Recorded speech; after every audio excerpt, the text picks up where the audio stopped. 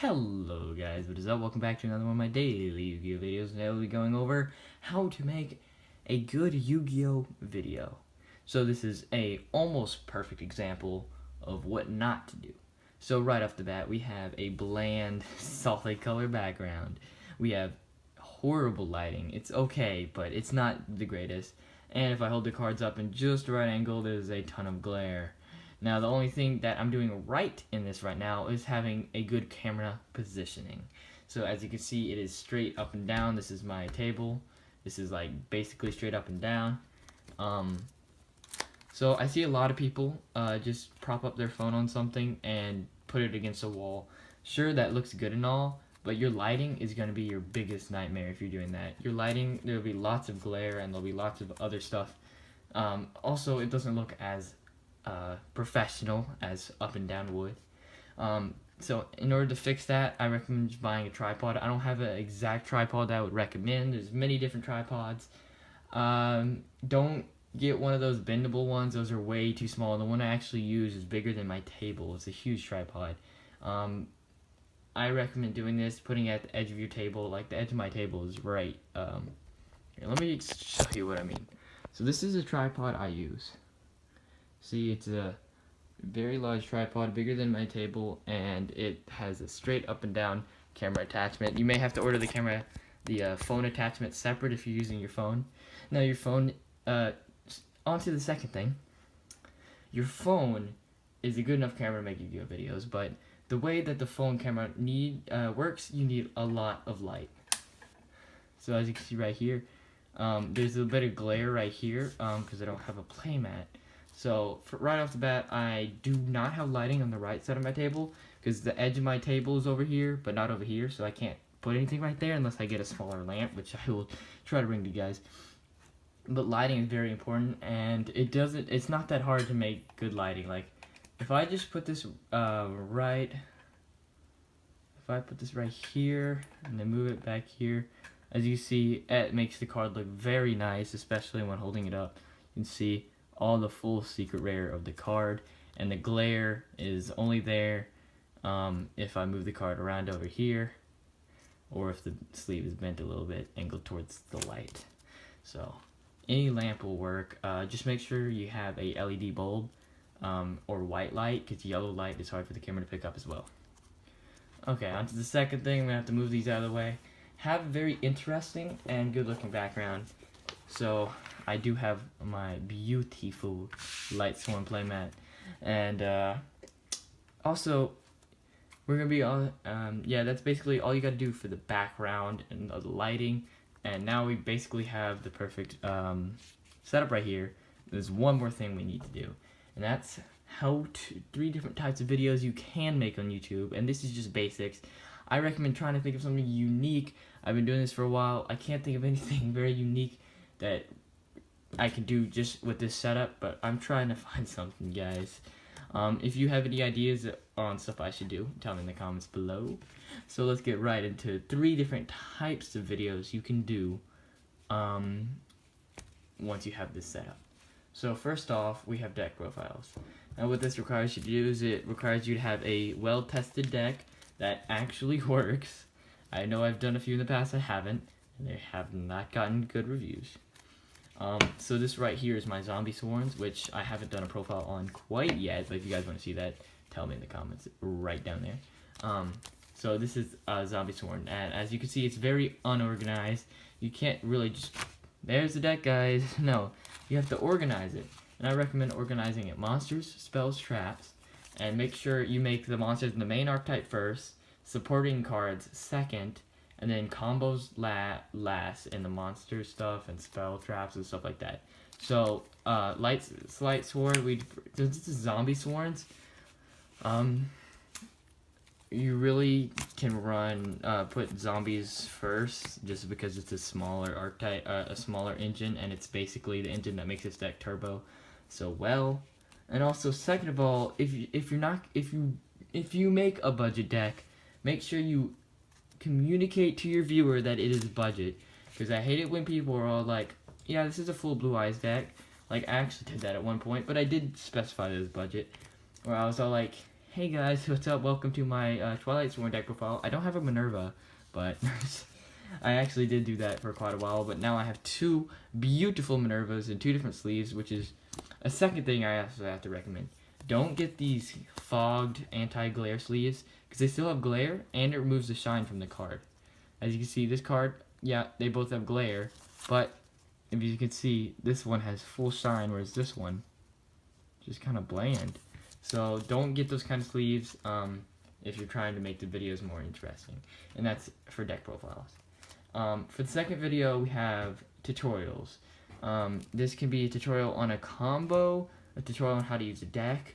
Now, tutorials on how to use decks are usually test hands, and test hands are a little bit more informational, but we'll go over that. That's the last thing you can do. So tutorials will be like, hey guys, what's up? I'm going to tell you a 1-card Minerva combo. And what you'll do is you get your 1-card Minerva combo. Let's see. Yeah, it's just this is our 1-card Minerva. So we summon this, it activates effect, summons this effect. I don't know. I don't really know what I'm doing. These two to a Yugioh talker for some reason. I don't know what I'm doing right now. And then these two into a Minerva. So there you go.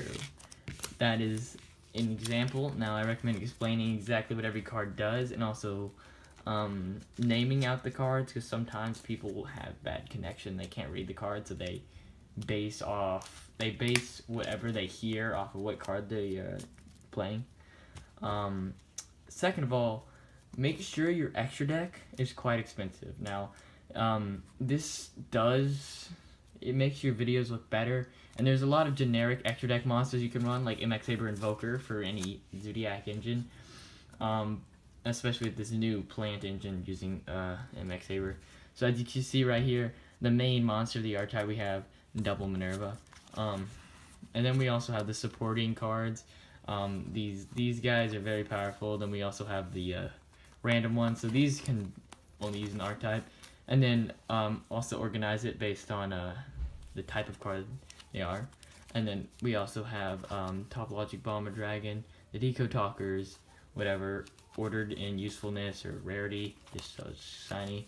And then for the extra deck, with all these new reprints out, especially Cypher and Lord Omega, I recommend getting your hands, especially on a Crystal Wing, since it's a very splashable card still. And if you have the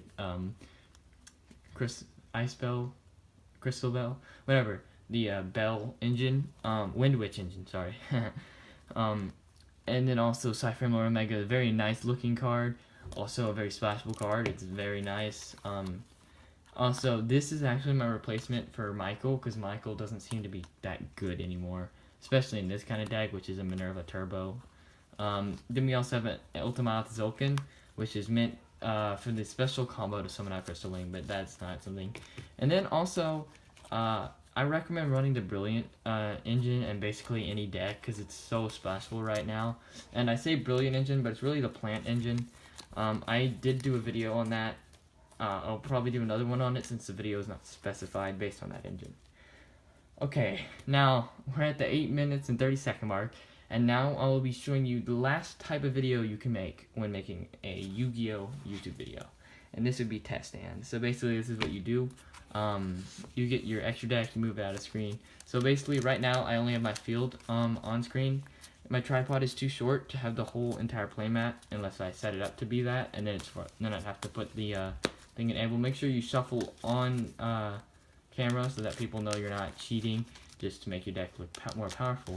And also, I don't want to say this, but if you brick really hard first time, I just recommend restarting, depending on how many you're doing, because if you gotta communicate to your viewer that your deck is able to brick easily, or able to brick in general. Like Zodiac's, very consistent, almost impossible to brick. Whereas this deck, as you can see right now, this is a brick card right here. This is the card you do not want to draw into. But for the rest of the hand, this is a very nice hand. We could activate this and then get out a level 4, and then we can get out our other guy. We can activate his effect, milling 2. Oh, that is horrible. So this would be a brick. Now, since this was my first hand, you could restart. But basically, it's very easy to make a Yu-Gi-Oh video and it's also very easy to make, very cheap. So let's get right into, I'm going to do a single, like, real test hand to show you guys what I mean by explaining the cards or whatever. So, okay, so show your hand. Okay, we got a Gofu, a Unizombie, a Eclipse Wyvern, a Mizuki, and a Brilliant Fusion. So, first off, I'm going to activate Gofu. Activating Gofu's effect, let me summon 2 tokens. So let me get 2 tokens. And then, I can use the first token to go into a Link Spider. And then use the second token to go into another Link Spider. And then I can turn these 2 Link Spiders into a Missus Radiant. Then, I'm going to activate Brilliant Fusion, allowing me to send to the graveyard my Light Sworn Wolf, and of course, our Gym Knight monster. And then what we're going to be doing next is we're obviously going to be activating the effect of Brilliant Fusion, because we just did, and summon out our Seraphonite. So from here, I would summon Unizombie, activate Unizombie's effect, allowing us to send a zombie type monster from our deck to the graveyard. So we'd obviously send Mizuki just to get that amazing ability off. Later, we're not activating it yet. Okay, we still have another normal summon because of Seraphonite's effect. So let's use that on our other Mizuki. So let's turn these 2 into a Ultimate Tzolk'in. And now from here, what we're going to be doing is using these 2 to go to Psi Frame Lord Omega. Then we're going to be doing is we're going to activate the effect of one of our graveyard Mizukis, banishing him from our graveyard to special summon a Unizombie back from the graveyard. And now we're going to be able to do is we're going to activate Unizombie's effect, discarding this to the graveyard. Next, we're going to activate Eclipse Wyvern's effect, allowing us to banish from our deck our Judgment Dragon. And now that we have this field, we're going to activate the effect of Psi Frame Lord Omega, banishing him from the field to give us more room in our link zones. And we're going to do these 2, since he's now level 4 because you discarded to activate his effect, which increases his level. We're going to be going into a, oops, sorry guys, into a Unizombie, or, not a Unizombie, a Minerva. We're going to activate Minerva's effect, sending Mizuki to grave, to send the top 3 to the grave, and draw equal to number of Light Sworn monsters sent. Those 3 sent, draw another card. Okay, now we can activate Mizuki's effect once again, banishing Mizuki. No, we cannot, we don't have another zombie type. Okay guys, so that was a good example of a combo. I'm still working on getting more spell traps so I can activate Ultimate Tzolk'in more efficiently, because I haven't set a spell trap. If we were to wait a turn, we would have been able to activate her effect, allowing us to send these, summoning this, drawing another card. We could activate, so then we could summon Unizombie. Yo, sorry guys, I got interrupted in the end there, but that's basically all for the video. Thank you guys for watching this video. Don't forget to like and subscribe, and don't forget that I do post daily. So if you want to get some daily content, go and subscribe. Oh, but that's it for today's video, guys. Thank you for watching. Oop, I hit my table. Bye.